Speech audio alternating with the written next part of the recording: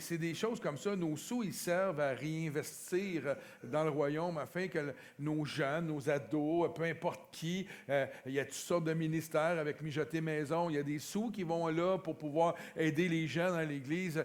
Nos enfants, on les nourrit en bas, on les éduque. Donc, soyons conscients que les sous donnés à l'Église, c'est pour l'avancement du royaume. Amen. Donc, c'est une bénédiction de donner, puis donnons avec joie, puis avec... C'est comme quand un missionnaire vient, quand on donne au missionnaire, c'est comme si on contribue avec lui à l'œuvre. Donc, c'est ça de donner à l'Église. C'est pas un truc religieux. Donc, soyez... Hier, on avait environ 200 personnes. Quand on a compté, c'était dur parce que ça bougeait. Le monde se promenait, le monde descendait. Environ 200 personnes hier à la soirée. Ça a été une super belle soirée. J'aimerais remercier Lynn avec Marie-Hélène, je pense qu'elle est partie en bas, avec Sophie qui est là, puis Hélène aussi, pas ici ce matin, là, qui était du côté de l'entrée ici où on servait le café, les bouteilles d'eau, puis toutes les cochonneries. Les beignes, les brownies, les biscuits, les bonbons, les chips, tout ce qui est bon pour la santé. Hein? Et merci à votre équipe. Merci l'équipe de traiteurs aussi. Il y a José, il y a Cathy, je ne sais pas où, je l'ai vu tantôt. Elle est allée en bas? OK, Cathy. Il y a Camille. Jacinthe n'était pas là. Puis il me manque... Suzy, même, étiez-vous 6 ou 5? OK, facile, j'ai-tu vu dans ma tête, il y en avait un de plus? Pour moi, non, mais dans ma tête, je me suis dit, parce que je comptais tantôt, je me suis dit, j'en manque une avec Suzy, et vous avez contribué à faire les plateaux dans les loges là, pour les gens. Les artistes ont tous mangé, si je ne me trompe pas, Lynn est là-bas. Eux autres, ils ont mangé, hein, je pense? Ils ont mangé à moitié? OK. Puis Paul, M. Arcan, avec toute son équipe, ils ont été touchés, puis eux aussi, ils étaient tellement occupés que finalement, on n'a pas eu le temps de beaucoup manger, mais il y a, comme l'équipe de tournage, tout ça, sont venus voir, voyons, pourquoi vous nous avez fait ça? Je dis, parce qu'on est fin. On est gentil. Il y a un humoriste qui dit tout le temps ça, on est gentil. Et ils ont été touchés par l'accueil. Ils sont venus me voir à quelques reprises. Donc, merci à vous. Merci à toutes les autres qui étaient impliqués là, de toutes sortes de façons dans la soirée. Ça a été une belle soirée. C'était à la fois simple, mais c'était bénissant. C'était bénissant de voir les gens d'un peu partout. Hein. Il y en avait d'assez loin quand même. Mais je pense qu'il y avait du monde de Granby, il y avait du monde de Gatineau, Saint-Jérôme, partout, je pense. Je sais pas trop. Sorel, my gosh, man. Populaire, l'Église Emmanuel. Et ça a été une belle soirée et d'avoir eu le privilège aussi de passer du temps avec l'équipe de tournage de Télé-Québec aussi. Ça a été une grâce, là, vraiment. J'ai passé à peu près 5 heures avec M. Arcan. Pas 5 heures avec lui à côté de lui, là, mais j'ai pu parler peut-être 1 heure et demie de temps avec lui durant la soirée. Puis c'était intéressant parce que mon idée à moi de ma rencontre avec lui, c'était de lui dire merci de venir à l'intérieur de l'Église. De ne pas simplement parler de l'Église sans connaître l'intérieur. Et souvent, quand on lit dans les médias ou on lit les journaux, moi, tu sais, j'étais un mordu d'informations, tout ce qui sort comme article par rapport à l'Église puis à ce mouvement-là d'éveil chez les jeunes, je vais lire, mais ça, je disais à M. Arcan, je dis, ce qui est triste de voir les analyses faites au sujet de ce réveil-là chez les jeunes, c'est chez des gens qui ne croient pas en Dieu. C'est comme un petit peu difficile d'avoir une opinion positive de ça. J'ai dit, c'est des gens athées, des gens qui ne veulent plus rien, des gens qui ont été brisés aussi par la religion passée. Donc, c'est eux qui disent, ça n'a pas d'allure, nos jeunes retournent là. Puis là, je disais à M. Arcan, j'ai dit, les jeunes, là, quand on parle de Dieu pour vous, c'est religion.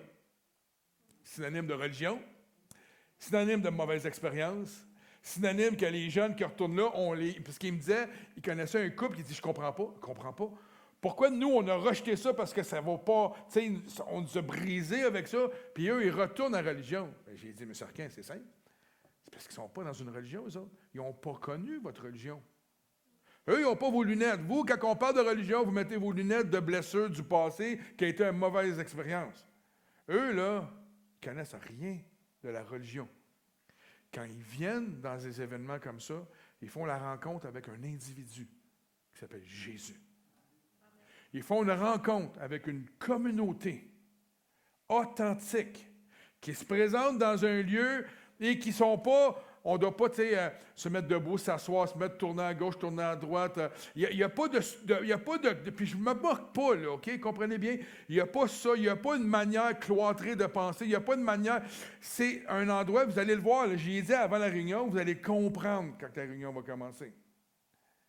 Vous allez voir du monde sauter, du monde assis, du monde pleurer, du monde rire, du monde se tenir ensemble, du monde tout ça. Vous allez voir toutes sortes d'individus partout, avec des réactions différentes, avec une expérience avec Jésus différente. J'ai dit, même quand vous allez interviewer les jeunes, vous allez voir qu'il y a des jeunes de toutes sortes de jeunesse qui, eux aussi, portent une certaine lunette de leur expérience avec Jésus.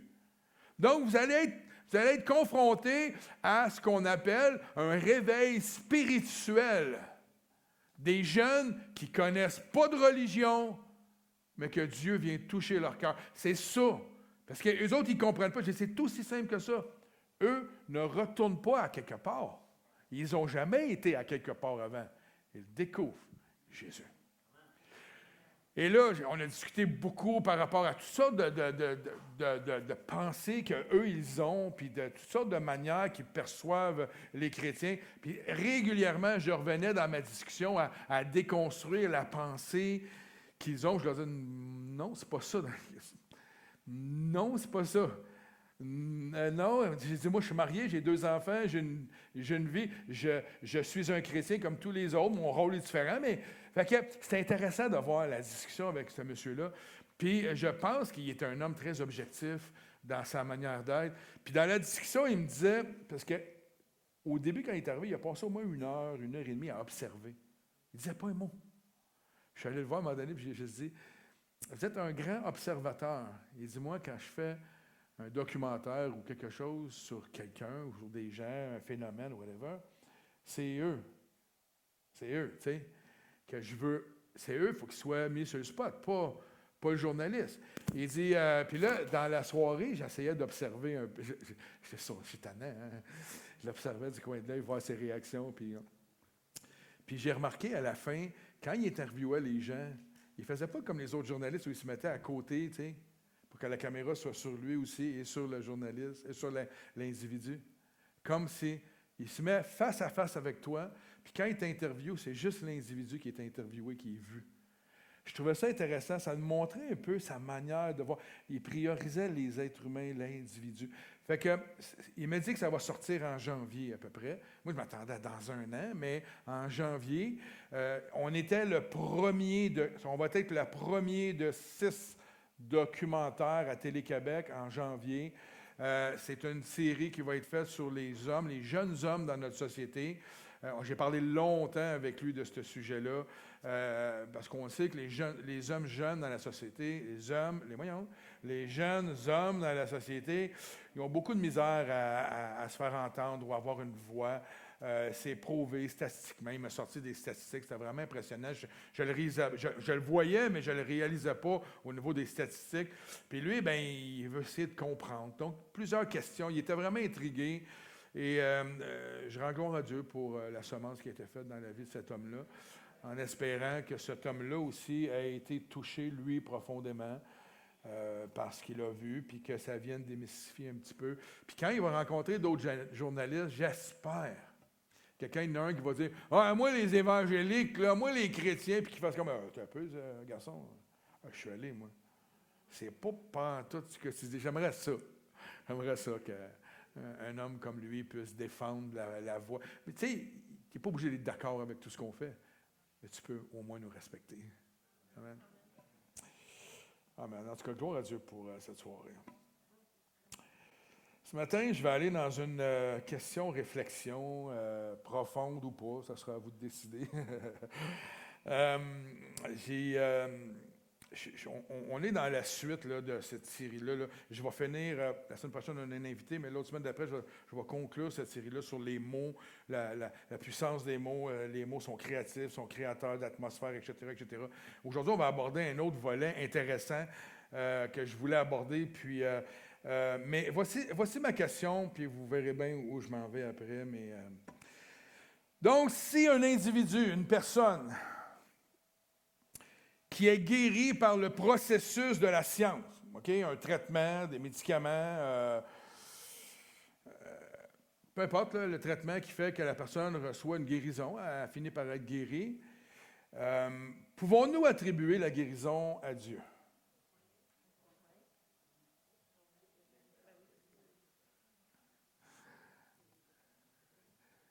C'est intéressant, hein, quand même? Pourquoi je dis ça? Je l'ai posé à M. Arcan hier, la question. Puis là, j'ai donné ma réponse. Puis là, il m'a regardé et dit, ouais, c'était un peu joué ces mots. J'ai dit, ah oui. J'ai dit, qui vous a donné le souffle de vie?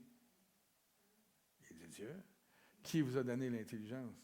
Est-ce qu'il croit en Dieu, je pense, là? Dieu, ben là, tu sais, il n'osait pas, tu sais, Puis là, à un moment donné, ouais, mais c'est comme jouer ses mots. Non, mais oui, c'est jouer ses mots, mais pas jouer tant que ça. C'est Dieu donne l'intelligence, donne la science, donne tout, parce que c'est ça que la parole de Dieu dit. OK? Si Dieu, comme il est dit dans la parole, a créé toutes choses, a créé la science, l'intelligence humaine, cela veut donc dire que toute guérison qui provient de la science provient également de Dieu à quelque part. On comprend ce que je veux dire? Gloire à Dieu. Fait-tu du sens pour vous? Dans l'Église en général, c'est la croyance aussi. On n'est pas en train de dire qu'un médecin guérit. Vous allez le voir où je m'en vais avec ça. Donc, cette réflexion profonde-là, je suis allé lire un peu partout dans différents endroits. Les théologiens et les philosophes dans le monde vont appeler ça la souveraineté de Dieu face à la responsabilité humaine. Ce qui est très cohérent d'un point de vue biblique. C'est pour ça que le titre, c'est ça. C'est pas compliqué, hein? Mais c'est dire, moi, prendre ce que les autres disent, ça va être parfait.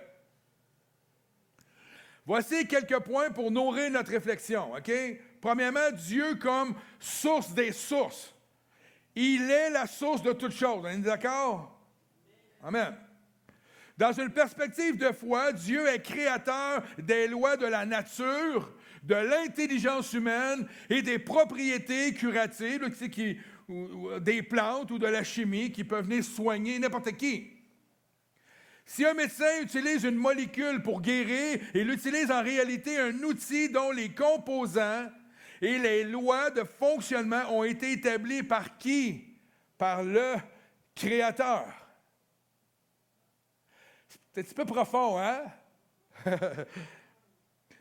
La Bible nous dit dans Jacques va dire c'est un petit verset, mais il dit « Toute grâce excellente et tout don parfait descend d'en haut. » Tout. Et puis il ne dit pas ça.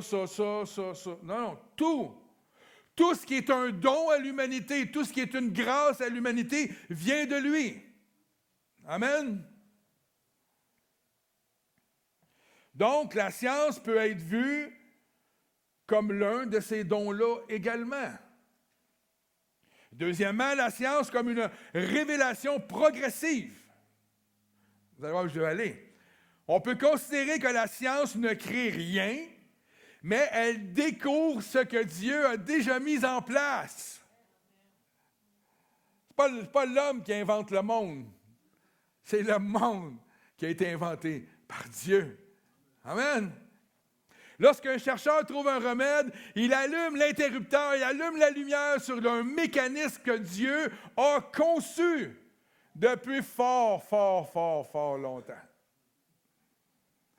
En ce sens, la guérison par la science n'est pas une alternative à Dieu, mais un canal utilisé par Dieu. Et troisièmement, il y a deux types de grâce. Il y a la grâce spéciale, c'est-à-dire le miracle pur, inexpliqué par la médecine, quand on prie pour un individu qui vient ici en avant et soudainement il est guéri instantanément. On appelle ça un vrai miracle, miraculeusement instantané. Ça, c'est cette grâce-là surnaturelle qui vient, ce don qui se fait instantané. Mais il y a la grâce commune, c'est-à-dire la provision de Dieu pour toute l'humanité à travers l'intelligence, la médecine, la technologie, pour que nous puissions bénéficier de soins. Quand j'ai mal à la tête, 2 Tylenol. Il y en a qui vont dire, « Ouais, mais tu pourrais prier avant. » Je me suis déjà fait dire, « Pourquoi tu prends les Tylenol? Prie. » Oui, tu as raison. Mais il reste que 2 Tylenol, ça marche. Non, mais je ne suis pas en train de me moquer de la prière. J'aime ça, la prière.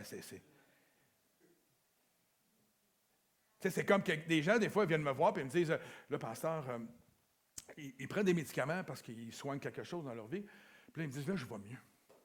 Le Seigneur me dit d'arrêter ma médication parce qu'il va me guérir. » Puis là, je leur dis, « Ça ne se peut pas que le Seigneur t'ait dit ça. Pourquoi il t'aurait dit ça? » On pense-y. Les gens ont un excès de foi, puis c'est correct. J'ai dit, au lieu de dire, je vais arrêter, va voir ton médecin, dis-lui, je me sens mieux, on a prié pour moi, il va faire comme, ouais, et on a prié pour moi, je vais mieux, je sens que je suis guéri. Il va observer, il va diminuer tes doses, puis il va arrêter. Parce que l'inverse, je l'ai vu, moi, ça l'a détruit, la santé des gens. Tout ce qui nous est donné n'est pas nécessairement bon. Mauvais, je veux dire, excusez. Mais ça peut être bon aussi. Mais tout ce qui nous est donné peut être mauvais aussi. On s'entend? Dans les 2 cas, le résultat final, donc la vie, qui l'emporte sur la maladie, et souvent les croyants peuvent l'attribuer à Dieu, comme ce matin dans ma question. Vous avez été capable de dire, ben oui, à quelque part. Hein? Car c'est lui qui maintient le souffle de vie et qui donne toute intelligence. Il est intéressant de noter que beaucoup de grands chirurgiens disent souvent, « Moi, j'ai recousu la plaie. » En fait, c'est Ambroise Paré qui dit ça. C'est le père de la chirurgie moderne française, mais c'est repris souvent, c'est comme un patois dans le milieu médical. Ils vont dire, « Moi, j'ai recousu la plaie, mais c'est le corps qui a guéri, hein, qui s'est guéri, qui s'est auto-guéri, on dirait. » La capacité d'un corps à se régénérer et à réagir aux soins est en soi, encore aujourd'hui, selon la science, un mystère biologique que la science observe et qu'ils ne comprennent pas, qu'ils ne possèdent pas encore. Comme la science ne comprend pas soudainement un cœur qui se met à battre. À partir d'un spermatozoïde qui rentre et qui forme dans le petit nez, et là, pouf, le cœur se met à battre. Parlez avec n'importe quel scientifique, ils ne peuvent pas savoir pourquoi. Ils peuvent savoir quand un cœur arrête par rapport à un arrêt cardiaque, à différentes raisons médicales, ils peuvent savoir ça, mais ils ne peuvent pas comprendre quand quelqu'un dort dans... Moi, mon grand-père est décédé là, en pleine forme, 75 ans à peu près, pleine forme, il y avait eu un hernie dans sa vie, rien, pas de maladie, top shape. Il se lève le matin, il va jouer au billard avec ses boys, il revient, il se couche dans l'après-midi, il fait sa petite sieste. Il y en a qui font ça, des petites siestes. Je suis rendu là, moi, là. J'ai besoin de ma petite sieste. Des fois, c'est juste 15 minutes, mais j'ai besoin. Et là, il est mort dans son sommeil. Les ambulanciers, quand ils sont arrivés, il était couché, tout habillé, parce qu'il avait juste enlevé ses souliers à côté de son lit, tout habillé sur le dos, couché comme ça. Puis quand ils ont défait ses mains, il n'y avait pas de... Il n'était pas crispé. Il n'y avait aucune raideur. Il est mort. Ils m'ont dit, il est mort dans son sommeil. Et ça, ils ne savent pas pourquoi ça part et pourquoi ça arrête. Ils ne comprennent pas. Alors, si l'on croit que Dieu est l'auteur de l'intelligence et de la matière, alors la science n'est que la main de l'homme utilisant les outils de Dieu. Attribuer la gloire à Dieu n'enlève rien au mérite du médecin, mais cela replace le médecin comme un intendant des ressources divines. Nous pourrions dire la même chose pour tous ceux qui reçoivent des dons dans l'Église. Don de prophétie, don de jouer de la guitare, le don de prédication, d'enseignement, le don pastoral, le don, peu importe les dons qui sont donnés. Ils sont des outils dans la main de Dieu afin que Dieu puisse accomplir sa volonté parmi les hommes, parmi les gens, par ses enfants. Tout ce qui est donné a un but Amen. Ils ne croient pas en Dieu. Ils sont utilisés pour Dieu. Quand même, moi, j'aime ça, moi, voir que mon Dieu, il est pas mal plus brillant que le diable. Puis que le monde a beau dire non, Dieu n'existe pas. Je parle avec M. En tout cas, je vais revenir avec lui, j'imagine, 22 fois aujourd'hui, parce que j'ai parlé de tellement d'affaires, mais c'est impressionnant comment tout le monde rejette Dieu, mais tout le monde fait ce que Dieu dit de faire. C'est impressionnant. En parlant avec eux, je leur disais, je vous écoute parler, là, vous êtes remplis d'attention, d'amour pour votre prochain, vous aimez les gens. Je disais ça à un technicien, je disais, tu dois te tuer, toi? Il dit non, OK. Tu dois te voler, non, OK. Je parlais avec eux autres, puis à un moment donné, j'ai dit, ça, c'est toutes des valeurs chrétiennes, bibliques, là. Donc, vous avez jeté le bébé avec l'eau. Malheureusement, Dieu, là, ses valeurs, son amour, son soin, il n'y a rien de malicieux. Les religions ont fait de la malice avec Dieu, mais je trouve que cette vision-là, de penser comme on pense un matin, comme je vous amène à réfléchir un matin, je trouve que cette vision-là nous permet à nous aussi de, je ne sais pas, peut-être se réconcilier, ou peut-être pas réconcilier, c'est peut-être pas le bon mot, mais plus facilement avec la foi versus la science. Je dirais qu'avec les récentes découvertes en science, on en a déjà parlé, je pense, Jocelyne, une fois, c'est plutôt la science qui est en train de prouver Dieu.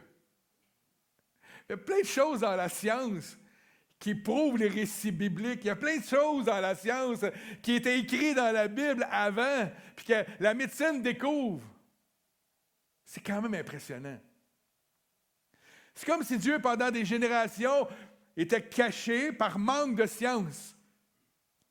Et aujourd'hui, la science est évoluée, Dieu se fait révéler. C'est pour ça que je trouvais ça intéressant. Le lien à faire entre la science et la foi, il y a quelque chose. Quand quelqu'un nous dit, vous autres les chrétiens, là, vous vivez avec des vieilles affaires. Non, excuse-moi.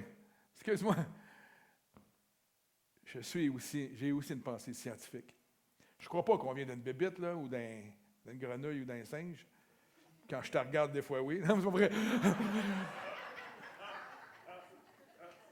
Mais je leur dis tout le temps la même question. Pourquoi il y a encore des grenouilles? Pourquoi il y a encore des singes? Oh, mais c'est une sorte particulière. Ben oui. On vient d'un Big Bang. Ben oui. Hein? Non, mais là, je leur dis souvent, j'ai une autre illustration bien comique à leur partager. Je leur dis, on va faire une expérience ensemble. On va voir, OK? Si vous croyez à l'évolution, prenez, je ne sais pas moi, prenez les pièces d'un micro-ondes détachées, mettez-les dans une boîte, laissez-les là 10 000 ans. Bon, on va dire 1 million d'années, comme eux autres les disent, là. On pourrait aller voir si c'est comme rassemblé pour devenir un frigidaire. Le raisonnement est... Puis là, ils me disent, mais c'est pas pareil, c'est aussi niaiseux. J'ai dit, savez-vous pourquoi que ça existe, un micro-ondes? Pourquoi? Parce qu'il y a quelqu'un qui l'a créé. Ah. C'est un peu absurde. Tu sais, quand la parole de Dieu nous dit que les gens qui ne croient pas, juste à regarder la création, une personne qui ne croit pas, c'est un peu une personne qui... En tout cas, il se met des œillères. Right?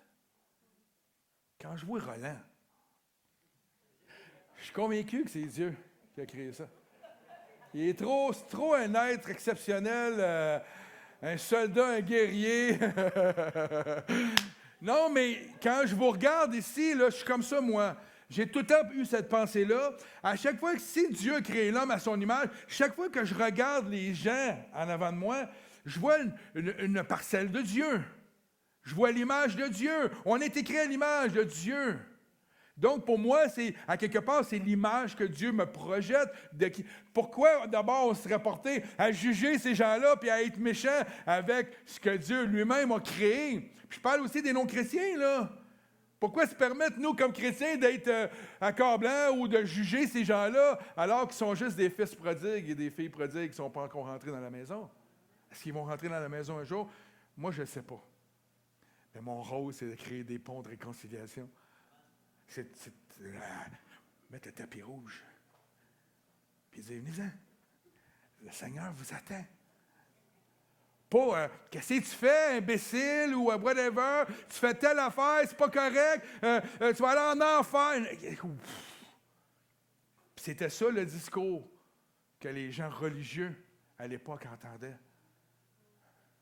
C'est ça le discours encore sur la planète. Pourquoi vous pensez qu'il y a des guerres partout dans le monde? C'est parce que c'est ce discours-là. J'ai haï, lui. Il n'est pas comme moi, je l'haïs. M'a le tué, m'a détruit sa nation.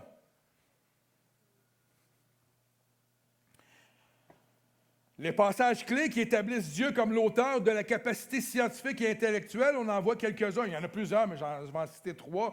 Dans Daniel 2, verset 21, que je pense qui est quand même assez explicite, je ne l'ai pas tout, je l'ai résumé un peu compacté. C'est-à-dire, c'est lui qui change le temps et les circonstances. Il dit, c'est lui qui donne la sagesse aux sages et la science à ceux qui ont de l'intelligence.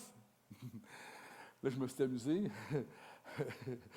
Ah, je ne le dirai pas. Ben oui. Ceux qui n'ont pas de science, parce qu'ils n'ont pas d'intelligence, c'est pas vrai. Mais, je m'inclus dans le lot, là. Je pense que c'est un des versets les plus explicites, qui affirme que la capacité d'analyser, de comprendre, de découvrir la science est un don directement rattaché à ce que Dieu fait, ce que Dieu donne. C'est lui le pourvoyeur. Proverbe 2,6, il dit, car l'Éternel donne la sagesse, de sa bouche sortent la connaissance et l'intelligence. Donc, de sa bouche sortent parce qu'il donne sagesse. Donc, ça nous montre ici que toute forme de savoir rigoureux provient de la source créative de Dieu. Exode 31, 3 dit, j'ai rempli de l'Esprit de Dieu, je l'ai rempli de l'Esprit de Dieu, de sagesse, d'intelligence, de savoir pour toutes sortes d'ouvrages, de travail, d'accomplissement. Ici, Dieu explique qu'il donne des capacités techniques et de l'expertise aux hommes pour accomplir des tâches qui sont complexes. C'est pour ça qu'il y a des médecins, des scientifiques, des gens de toutes sortes, des docteurs de la loi, des enseignants, il y a toutes sortes de monde. En résumé, la Bible, pour la Bible, le cerveau humain et les lois de la nature qu'il étudie sont des créations divines. Tout ça, ça vient de Dieu. La science est donc l'exercice de l'intelligence humaine sur la création de Dieu. Donc, à la lumière de ce que je viens de vous dire, si nous revenons en ce qui a trait à l'usage des mots, nous sommes en mesure de les voir peut-être sous un autre angle. Et comment les mots peuvent faire la différence dans le bien, dans bien des sphères de notre vie. Parce que les mots sont étudiés. J'en parlais avec M. Arcan hier, à quel point les mots étaient puissants. Puis quand un journaliste, parce que je parlais, quand un journaliste dit des choses sur l'Église qui sont fausses, c'est puissant parce que ça a fait amener des milliers de gens à croire une fausseté. Puis lui, il me disait, c'est ça, lui, il sent sa responsabilité à lui, c'est de bien démontrer ce qu'il perçoit et ce qu'il voit.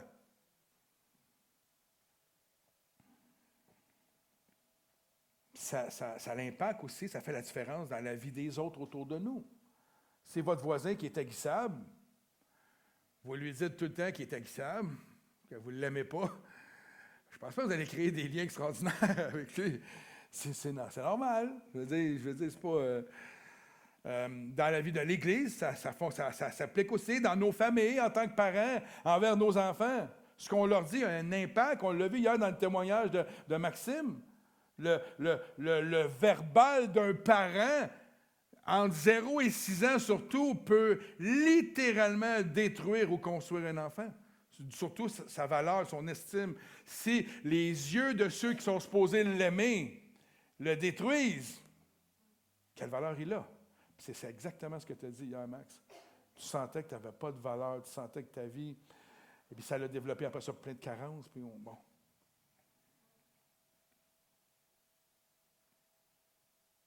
Dans notre travail, c'est la même chose, dans nos relations interpersonnelles au travail. Les mots peuvent être des outils merveilleux dans la bouche de ceux qui ont un bon cœur, comme elles peuvent créer des guerres et la destruction partout comme on voit autour de nous. La bouche mal intentionnée des gens peut détruire. C'est littéralement ça. Elles peuvent créer des atmosphères positives ou négatives, peuvent construire des gens ou les démolir. Les mots peuvent créer la réconciliation ou les divisions. Les mots peuvent... Puis là, je ne parle pas rien que dans l'Église, je parle at large, univers, là, OK?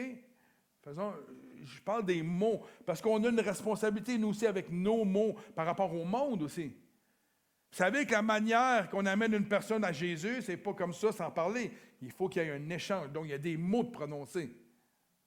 Il y a un impact. Les mots peuvent amener l'amour ou la haine. Il n'en tient qu'à nous, frères et sœurs, de prendre la responsabilité d'accepter en premier lieu, si on veut des bons mots, qu'on doit accepter ce qui entre en nous.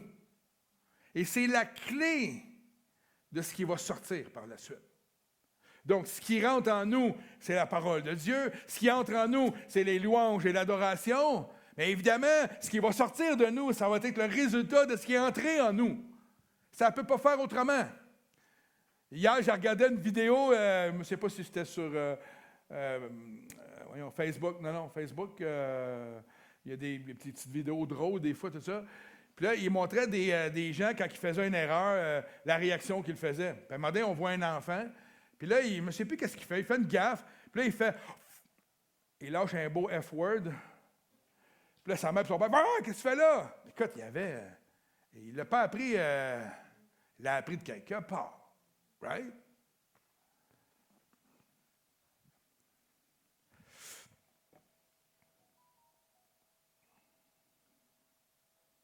Ce qui entre en nous, soyons conscients que ça va devenir un dépôt. Tout ce qui entre en nous va devenir un dépôt. Finira tranquillement si on le déracine pas. C'est pas parce qu'on entend quelqu'un qu'on ne peut pas déraciner quelque chose ou refuser ce qui rentre. Right? Il n'y a personne qui vous oblige à écouter quoi que ce soit. Puis dans nos pensées, ça sent. Puis tu sais, quand on est sur Internet, là, je ne sais pas si vous savez comment ça fonctionne. Je vais parler aux plus vieux, parce que les plus jeunes, vous le savez, mais les plus vieux, on est plus innocents avec l'Internet. C'est pas vrai. Quand on regarde un contenu, on va dire que Suzy, elle aime beaucoup la déco, puis tout ça, tu te mets à regarder des contenus de déco là, sur Facebook ou sur YouTube, on va dire. On appelle ce que Pinterest, il appelle dans les plateformes, il y a des algorithmes. Un algorithme, c'est comme un genre d'intelligence artificielle qui décode tes intérêts. Puis à partir de là, lui, il dit, tu as regardé une vidéo d'une poutine, il va t'envoyer tous les restaurants qui font des poutines sur la planète Terre. Et c'est pour ça que pendant la pandémie, il y avait beaucoup de gens qui carburaient à certaines affaires, parce que si tu te mets à écouter une vidéo qui parle de, je sais pas moi, M. Poutine, c'est le prochain antichrist, il va t'envoyer toutes les vidéos de Poutine comme antichrist. Comprends-tu? C'est ça. Et c'est de même que ça fonctionne. Et à partir du moment où tu te nourris simplement d'une dimension dans ta vie, ça fait un dépôt. Et moi, je le vois beaucoup parce que je suis en relation avec beaucoup de gens différents. Et quand des gens viennent, et c'est exactement ce qui se passe dans le monde. Le diable, il n'est pas épais, là. Lui, ce qu'il fait, il dit pas... il va pas dire... comment je peux dire ça? Il va pas dire Jésus n'existe pas. Il va juste envoyer de la fausse information. Construire l'intérieur là, qui s'enracine là, puis qu'à un moment donné, devient même des lois dans un pays. C'est ça, sa job. Mais c'est le même effet sur nous. Ça a le même effet. Si tu te nourris de la parole de Dieu, tu vas transpirer la parole de Dieu. Si tu manges des patates frites tout le temps, tu vas avoir l'air d'une patate frite. Et tout ce qui rentre dans notre cœur, dans nos pensées, qui s'installe tranquillement, mais ça ne fait pas autrement un jour que de sortir de notre bouche. On a souvent entendu, en tout cas, je ne sais pas si vous l'avez déjà entendu, mais je pense que vous devriez l'avoir entendu, des gens qui vont dire, quelqu'un qui bat sa femme. Puis là, on va donner l'excuse, ouais, mais sa mère était battue, donc c'était le modèle qu'il avait. On entend ça souvent. Ah, mon père est alcoolique, donc je suis alcoolique. Là, ils disent même que c'est une maladie. Mon père est alcoolique, donc je suis malade, moi aussi. Non, c'est pas une maladie.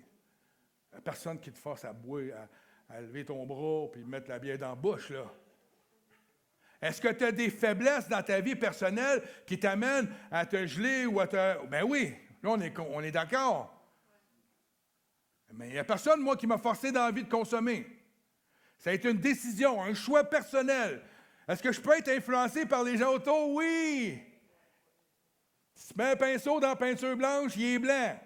Part du blanc, va dans le bleu, va devenir blanc, bleu, blanc, pâle, blanc, bleu. Hein?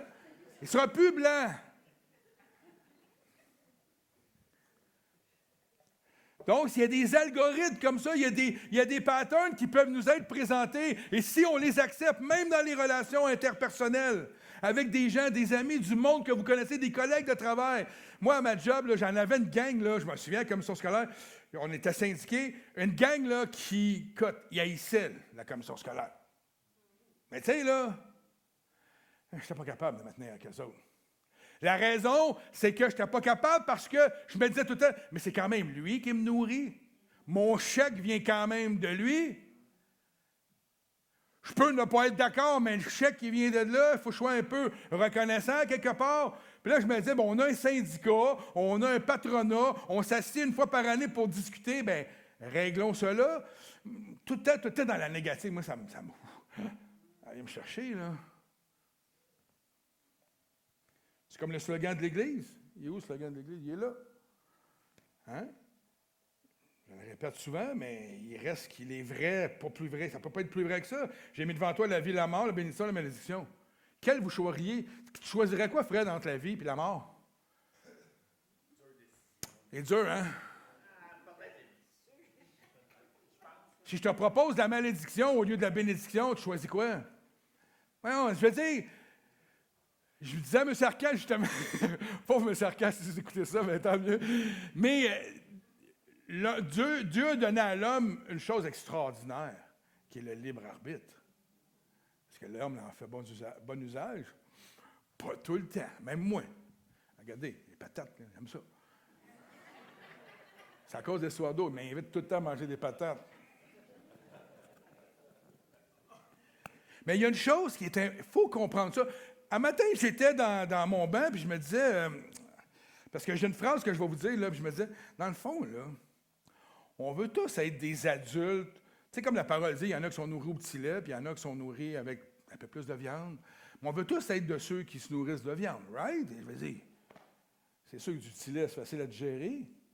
La viande, ça nécessite de mâcher, mastiquer, absorber. Puis c'est un peu plus... mais il y a de la bonne viande. Dans les Écritures, Dieu, savez-vous qu'est-ce qu'il aime faire avec nous? C'est nous responsabiliser. C'est ça son rôle. Nous responsabiliser face à ce qu'il enseigne lui. Pourquoi? Pour qu'on devienne des disciples de Jésus-Christ. Pour qu'on devienne inébranlable en lui. C'est ça l'objectif de Dieu. Est-ce que Dieu veut qu'on soit heureux au détriment de votre perte? Dieu veut qu'on rentre dans le royaume de Dieu en pleine santé, glorieux. Il veut qu'on aille de plus en plus vers la stature parfaite de Christ. Il y a du travail à faire. Fait qu'au détriment de me rendre heureux, le Seigneur peut faire en sorte de dire, t'es stand-by, là, tu as besoin de travailler ça dans ta vie. Puis, savez-vous quoi? Il sait mieux que moi ce que moi j'ai de besoin pour ma vie. Il sait mieux que moi. J'ai juste à mettre ma confiance en lui. L'Évangile de Marc rapporte une instruction directe de Jésus sur la vigilance nécessaire face à ce que nous laissons entrer dans notre esprit. Marc 4, et ça dit, Jésus ajouta, « Faites bien attention à ce que vous entendez, on vous appliquera la mesure dont vous serez servis pour mesurer les autres. » Parce que veut pas, ce qui rentre dans notre tête, c'est comme ça qu'on évalue les gens. Puis à partir de là, Dieu dit, vous allez être évalués de la même manière, mais il dit quoi? Mais on ajoutera, ça va être encore pire. Jésus appelle ici à une discipline de l'écoute. Et nous avertit que nous devons filtrer les informations et les discours qui nous parviennent, car ce que nous acceptons d'entendre influence directement notre croissance. Puis ce qu'il veut, c'est une bonne croissance.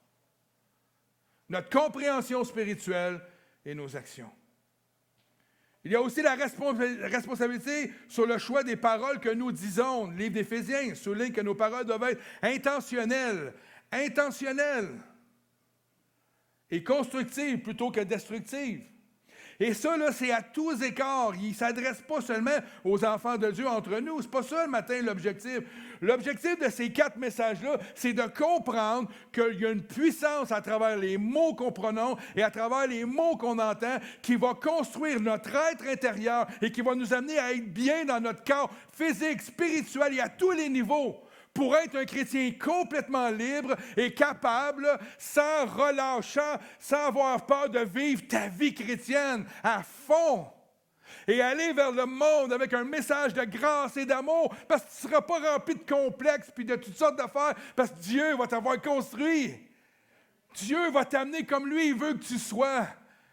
Une courroie dans son royaume, une personne qui est là pour avancer et être utilisée par lui. Éphésiens 4 dit qu'aucune parole malsaine ne sorte de ta bouche. Aucune. Mais seulement celle, et c'est là que j'aime, seulement celle qui est utile à l'édification, selon les besoins, afin qu'elle fasse du bien à ceux qui l'entendent. Il nous montre que nous avons le contrôle ici. On a le contrôle. Il n'y a pas d'excuse. Et que nous devons sélectionner les mots en fonction de leur utilité, de leur impact positif sur les autres. Alors, si les mots... Excusez, un tableau. J'ai vécu exactement ça hier. L'avez-vous remarqué dans l'ouverture? Bonjour tout le monde! Ça a fait toc, non? All right. Ma voix a coupé. Là, j'ai dit c'est à cause du technicien, tu sais. Non, ça... hey, Pierre, j'ai oublié de te remercier. Lui, il a fait une moyenne job là, hier. Vous n'avez pas idée, là. Je ne vous dirai pas pourquoi, parce qu'on est filmé, mais il a fait toute une job hier, mon Pierre. Fait que, sois béni, mon frère. Si les mots influencent autant, nous devons faire attention. La Bible contient également plusieurs passages qui décrivent comment les paroles ne sont pas seulement des idées, mais des forces capables d'affecter directement notre constitution également biologique. C'est pour ça, là, je viens vous parler que ça affecte tout, la pensée, le corps, ça affecte notre bonheur, ça affecte tout. Tout. Avec M. Arcan hier, il me disait, lui... Il dit, la science est en train de découvrir, puis il y a beaucoup de scientifiques qui ne veulent pas encore dire oui à ça, mais de découvrir que les mots peuvent rendre malades les gens.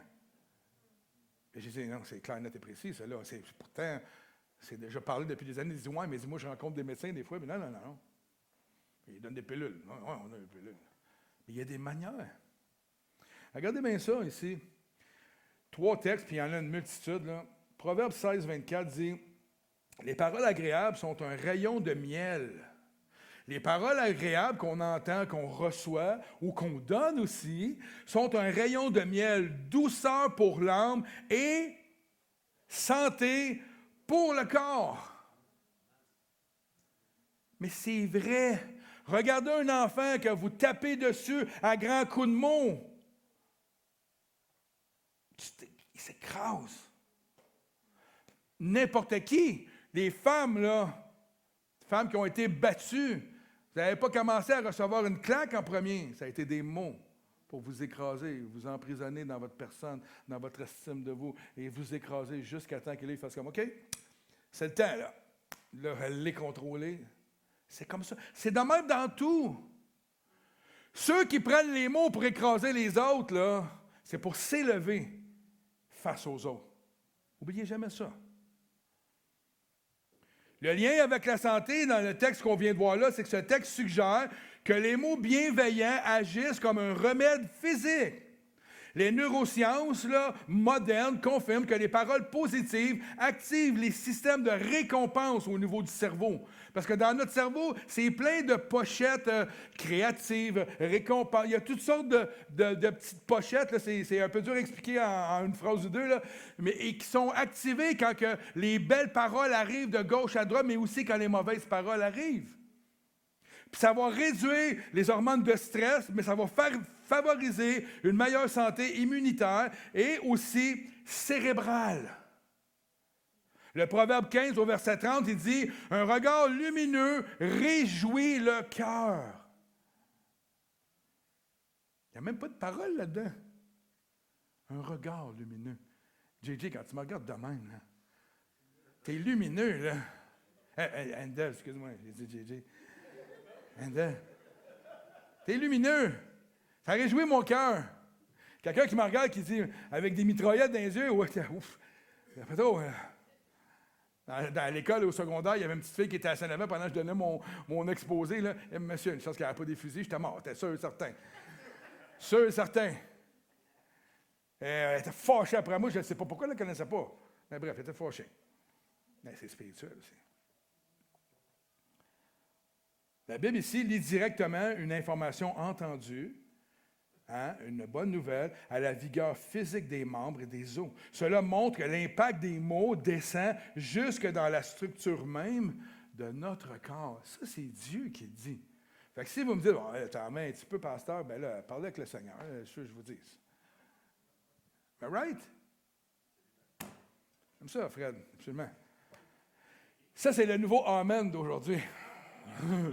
Absolument. Il y a eu un moment donné, les gens disaient Come on! Je ne sais pas si vous en souvenez, non, c'était peut-être à Montréal, c'est plus anglais. Mais Come on! Le monde disait Come on au lieu de dire Amen. Ça, c'est absolument ici. Fait que, absolument, all right. C'est Fred. Proverbe 4, 20, 22, ça dit Mon fils, sois attentif à mes paroles. Oups! On ne parle plus juste des paroles externes, mais à mes paroles, car c'est la vie pour ceux qui les trouvent, c'est la santé pour tout leur corps. Un lien avec le changement de vie. Ce passage encourage à garder les paroles au profond de notre cœur, ce qui ressemble au processus de mémorisation qui crée des connexions neuronales en nous. La Bible présente ici la parole comme un agent de vitalité pour l'organisme entier. Ça, on va l'aborder dans le prochain texte, mais là, on ne va pas juste l'aborder, on va l'expliquer puis l'expérimenter. All right, hein? Ce qu'en disent les scientifiques aujourd'hui, les neuroscientifiques. Hein? Ils se donnent des beaux mots quand même, eux autres. La recherche actuelle montre que notre cerveau c'est une matière plastique, dans le sens, elle est malléable. C'est pas comme un os. Un os, tu le casses, tu le casses. Le cerveau, il est malléable, dans le sens qu'il est facilement, il va être influencé, il va être malléé, il va se former, se déformer. Il y a toutes sortes de structures dans le cerveau. La matière est en constante évolution, selon encore là ce que j'ai lu sur la science. Ce n'est pas une matière statique qui se dégrade. Et on pense qu'en vieillissant, même les personnes âgées, le cerveau se dégrade. C'est pas qu'il se dégrade, c'est qu'il se régénère un petit peu moins vite que quand tu es jeune. Des milliards de cellules se régénèrent à tous les jours dans notre tête. Et souvent, les scientifiques disent que quand une personne, par exemple, a un accident, devient quadraplégique, puis il perd ses capacités de cerveau, souvent, ce qu'on faisait à l'époque, avant, c'est qu'on les plaçait, puis on ne disait plus rien à faire qu'eux autres. Parce que le cerveau était détruit. Maintenant, la science va dans l'autre direction. Même un cerveau qui a été détruit peut continuer d'être nourri parce qu'à tous les jours, il y a des milliards de cellules qui se recréent. Vous allez voir, je vais aller avec ça. Et faire en sorte qu'ils peuvent être reconditionnés à développer une bonne, peut-être pas redevenir comme il était avant, mais avoir une vie qui est quand même correcte. Moi, je pense que c'est ce que le Seigneur a fait avec toute la drogue. J'ai détruit mes cerveaux, mes cellules.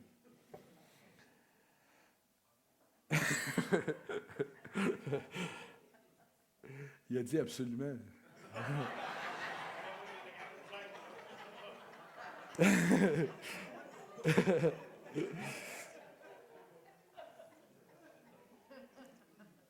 Donc, si ça se régénère à tous les jours, regardez le verset, comment, vous le connaissez tous, on le cite régulièrement. Mais là, il va prendre peut-être un sens plus profond. Romains 12, 1, 2. Je vous recommande donc, frères et sœurs, à cause de cette immense bonté de Dieu, à lui offrir votre corps comme un sacrifice vivant, saint, et qui plaise à Dieu. Ce sera là pour votre part un culte raisonnable. Il ne demande pas de 1000 push-ups par jour. Là. Il demande d'offrir son corps. Tu peux continuer de faire 1000 push-ups par jour, mais... Ne prenez pas comme modèle le monde actuel. C'est intéressant, là. Est-ce qu'il y a des bonnes choses dans le monde? Ben oui. Je suis en train de dire, tu sais, il y en a des fois, comme là, je dirais ça, un journaliste prendrait ça, puis il dirait, regarde, nous autres, on est tous de la scrap. Mais non. On parle de la pensée du monde. On parle de ce que le monde offre qui détruit l'être humain. On ne parle pas de ce qui est bon. Ne prenez pas comme modèle le monde actuel, mais soyez transformés par le renouvellement de votre intelligence.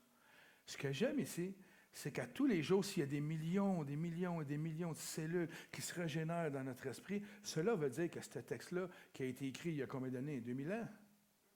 Imaginez. Et aujourd'hui, Caroline Leaf, la docteure en neurosciences, elle dit, moi, là, j'étudie le cerveau, je lis ça, je fais comme ça, t'es extraordinaire. Par le renouvellement de notre intelligence. Ça veut dire que notre passé qui a été terni, qui a vécu des brisures, puis même dans notre présent, hein, on vit toutes sortes de choses, peuvent être remplacées par de nouvelles cellules, reconditionnées par la parole de Dieu. Par la parole de Dieu.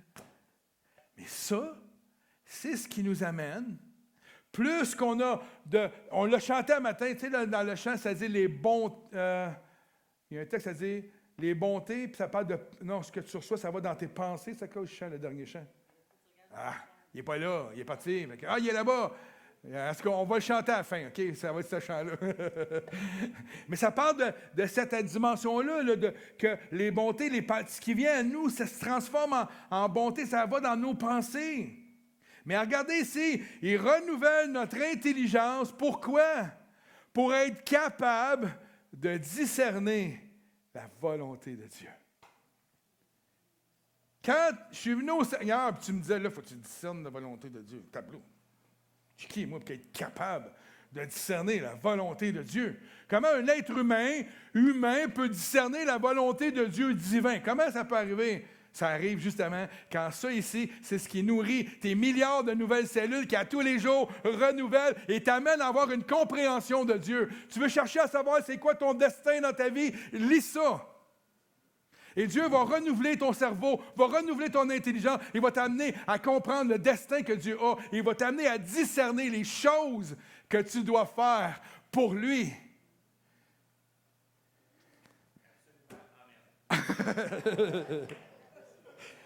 My gosh. Ce qu'on appelle en science la neuroplasticité. On va sortir intelligent maintenant. Lorsque nous répétons, écoutons certaines paroles régulièrement, le cerveau crée des sentiers. Et c'est littéralement, dans notre tête, là, c'est littéralement des autoroutes, des sentiers où il y a toutes sortes de bretelles, il y a toutes sortes, c'est impressionnant. Je vais vous montrer une photo dans pas long, OK?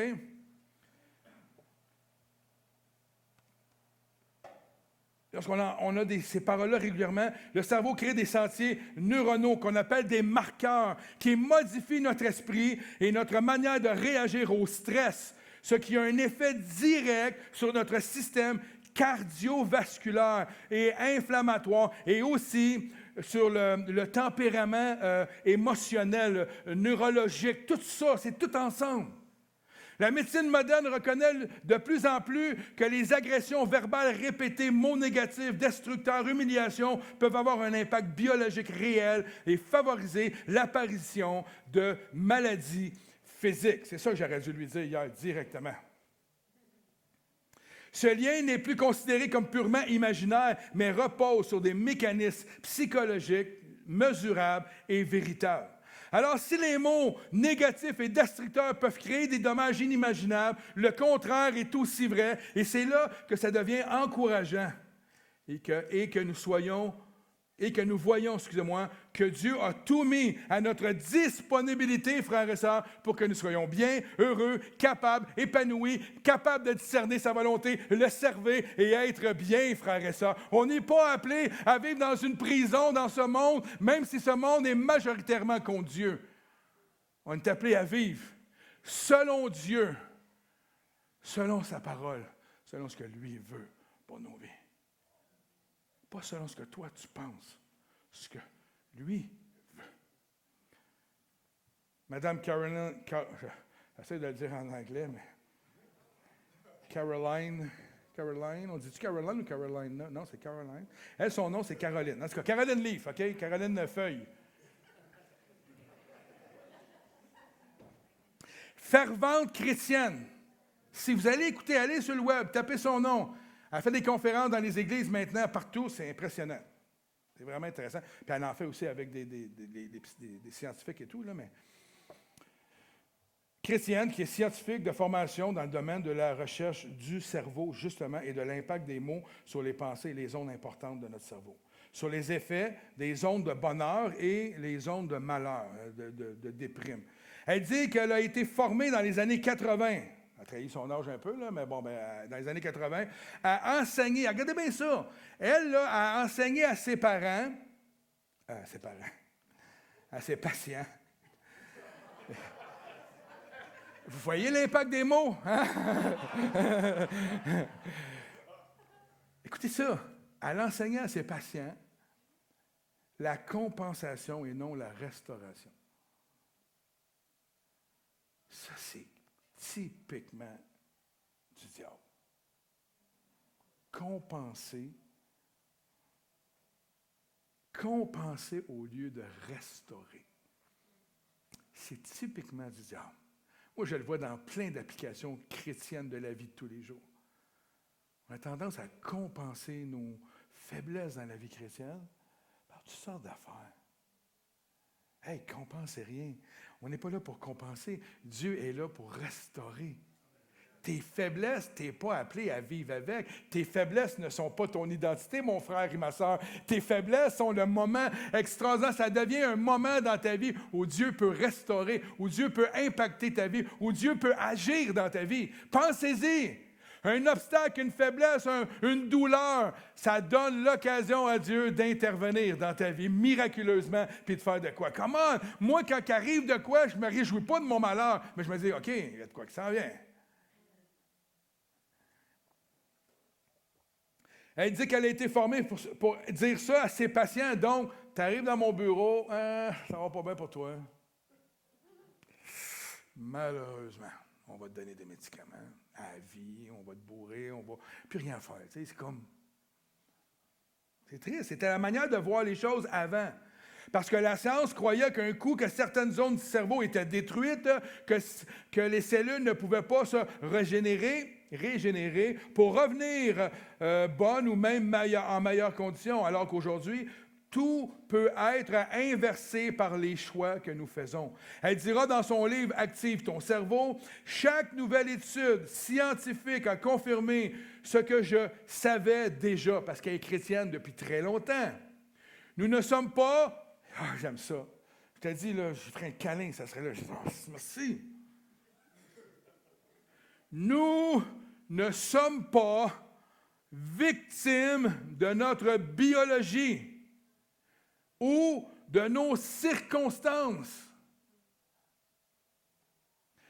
J'ai une amie à un moment donné qui avait parti un blog, puis c'est Emmanuel, comment ça s'appelait? Ça disait, elle avait un trouble de... C'est-tu anxiété?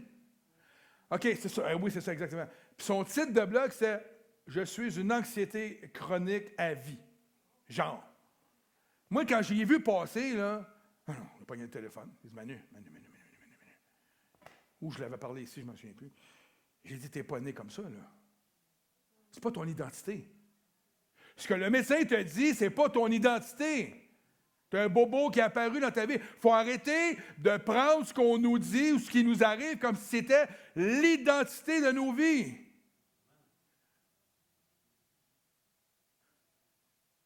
Tu as un diagnostic de cancer. Tu n'es pas le cancer. Tu ne le mérites pas plus que personne. Et ce n'est pas ton identité. C'est une bébite qui est en toi que Dieu veut soustraire de ta vie. Nous ne sommes pas des victimes de notre biologie ou de nos circonstances.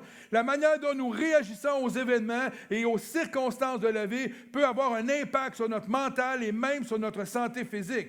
Elle dit que nos pensées changent la nature de notre cerveau. Quand nous dirigeons nos pensées, nous pouvons déraciner nos modes de pensée toxiques et les remplacer par des pensées saines. N'oubliez pas qu'il y a un texte dans Paul, comme le texte qu'on a vu tantôt, ne prenez pas comme modèle le monde actuel, mais soyez transformés par le renouvellement d'esprit. Donc, il y a un renouvellement réel que Dieu peut faire avec notre cerveau, avec tout, qui se produit par la parole de Dieu, qui entre en nous, et par les paroles d'édification que nous nous donnons entre nous, par le biais de nos épouses, de nos amis, de nos couples, de nos partenaires de travail, peu importe comment, ça construit. Voyons l'image. J'ai essayé d'avoir une image vidéo, mais c'était tellement mauvais, les images vidéo, on ne voyait pas bien. C'est comme si quelqu'un filmait l'image. Ça ne faisait pas beau. Laquelle qui est en santé, d'après vous? Et voilà. Quand vous regardez les vidéos de ça, ils ont fait des expériences sur des milliers de gens, OK? Puis ils ont pris le cerveau, puis là, ils mettent ça avec des... Ils sont capables de voir l'intérieur. C'est comme s'il y a une caméra en dedans, là, du cerveau, là. C'est comme une... tu sais, quand ils prennent une photo... Une diapo... un scan, mais... En tout cas, une photo de l'intérieur, là. Une radiographie, non, active ton cerveau. Une radiographie, mais là, c'est en imagerie. C'est la même affaire qu'une radiographie, c'est en noir et blanc en imagerie. Et là, tu vois, quand les paroles, c'est filmé, c'est documenté, quand les paroles positives viennent, regardez, ça va jusqu'à dans la colonne, mais là, il y en a, là, tu vois tout le corps. Ça s'illumine, l'intérieur de l'individu s'illumine. C'est comme sur le cerveau, ça, c'est la dimension de bonheur, de santé, etc., etc. Puis quand tu fais l'inverse, ça produit ça. Il y a des ondes de noirceur qui s'installent. Et à partir de ces ondes de noirceur-là, je disais tantôt, c'est comme des petites branches avec plein d'affaires. C'est là que les cellules cancéreuses, puis toutes les bébelles viennent s'accrocher. Et c'est ce qui démontre qu'une personne qui est en santé, ça ne veut pas dire parce que tu reçois tout le temps des bonnes paroles, comme Roland, il reçoit tout le temps des bonnes paroles, il est en pleine santé quand même, là, mais ça ne veut pas dire que tu n'auras pas de maladie un jour ou quoi que ce soit. Mais ça favorise la santé des êtres humains de recevoir. Et c'est elle qui a commencé à étudier cette dimension-là, de dire, on peut prendre des gens qu'on dit qu'il n'y a plus rien à faire avec eux, puis reconstruire. Dans son livre, il y a des témoignages de ça. Et c'est intéressant. Donc, bref, voici ce que ça a l'air à l'intérieur. Moi, ce que j'aime, c'est la lumière. Dieu est lumière. Il n'est pas ténèbres. Et c'est ce que ça produit en nous. Donc, les mots ont vraiment un effet pour de vrai sur le corps humain. OK, je termine. Je vais demander au groupe de revenir. Table, excusez-moi. Il y a trop de stock, les amis. Il y en a trop. Construction saine, positive. Dr. Leaf dit les pensées positives ressemblent à des arbres luxuriants et sains dans le cerveau. Lorsque nous utilisons des paroles constructives ou pratiquons la gratitude, juste personnellement, là, pas juste envers les autres, mais quand nous, on la pratique, nous stimulons des réseaux neuronaux, qui favorisent la clarté mentale et la résilience. Ces pensées en zone d'amour créent une cohérence entre les deux hémisphères du cerveau, optimisant ainsi un flux sanguin et une oxygène qui nourrit bien le cerveau. L'inverse, les destructions, les mots toxiques, à l'inverse, elle qualifie les paroles destructives et la rumination. Ça, j'ai trouvé ça intéressant dans le livre. Quand quelqu'un, tu sais, quand on rumine nos échecs, c'est destructif aussi. Tu n'as pas besoin que quelqu'un te le dise. Fred, tu as manqué ta shot en tableau. Là, quand je joue au golf, là, tout de suite, je dis, t'es le meilleur. Mais il reste que Tiger Woods, il avait dit à un moment donné, il dit, aussitôt que tu fais un mauvais coup, 10 secondes après, il faut t'aies oublié ton mauvais coup et tu penses à ton prochain. Puis c'est ça qu'elle dit ici. Elle dit, la rumination devient des pensées toxiques. Celles-ci ressemblent physiquement à des structures déformées et épineuses dans le cerveau. Selon ces études, ces pensées déclenchent plus de 1400 réponses neurophysiologiques négatives qui peuvent, à terme, endommager les tissus cérébraux, perturber l'équilibre chimique et même affaiblir le système immunitaire. Et à partir du moment où ton système immunitaire est affaibli, la maladie arrive. Parce qu'il ne se défend plus. Puis je dirais, à partir du moment où ton système immunitaire diminue au niveau de tes pensées, toutes sortes de choses peuvent arriver.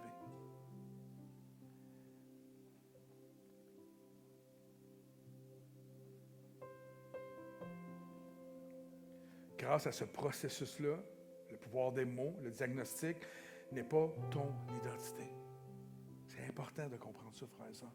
C'est la clé d'une vie chrétienne en santé. Notre identité se trouve uniquement en Jésus-Christ.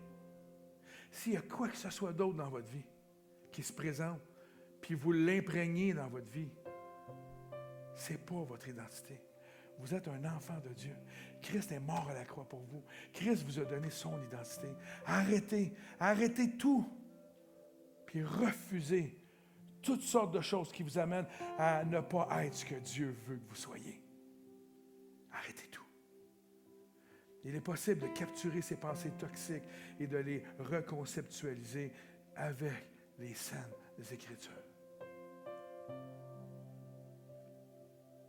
La semaine prochaine, on va voir, j'ai mis à l'écran la thématique la semaine prochaine, dans 2 semaines. La prière, c'est le jardin de notre cerveau. Vous allez voir à quel point Dieu nous donne un outil dans nos mains qui peut construire tout dans nos vies. Tout ce qu'on va entendre là va résumer les 3 autres messages. Les mots créent des atmosphères, les mots créent la guérison, les mots créent tout. Et on va voir qu'à travers la prière, ceux qui ont des vies de prière ont souvent des vies beaucoup plus exaltantes, beaucoup plus gagnantes, beaucoup plus... Ça apparaît dans leur vie. Donc, on va regarder ça ensemble. Mais ce matin, j'aimerais qu'on puisse se lever.